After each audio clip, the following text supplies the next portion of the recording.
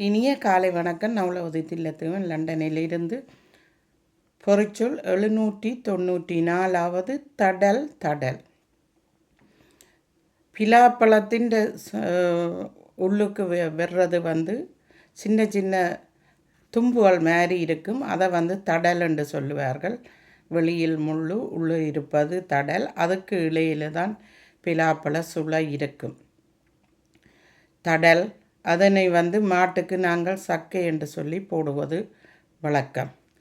அதே போல் வாழை மடலையும் தடல் என்று சொல்லுவார்கள். வாழைன்ற தடலில் கற்பூரம் கொளுத்துவோம் கோயில் வழியை வைத்து. அதே போல் இப்போது வாழைத்தண்டு கறி வைத்து வர வைத்து சாப்பிடுகிறார்கள், உடலுக்கு நல்லதென்று.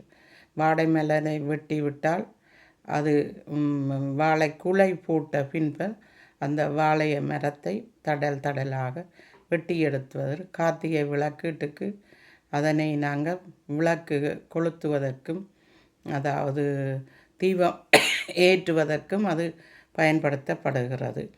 மற்றது சிதல் என்ற ஒரு பதம் வந்திருக்கிறது அகராதி சொல்லாக. அந்த சிதல் புண்களுக்கு சிதல் வடியும் என்று சொல்லுவார்கள்.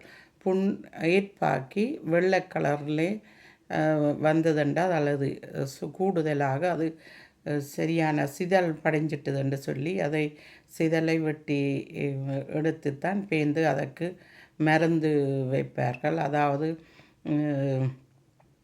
ஆணி போன்ற இரும்பு இதுகள் குத்தினால் சிதப்பிடித்து விடும், கரல் ஏற்பாக்கி விடும் என்று சொல்லுவார்கள். நன்றி, வணக்கம்.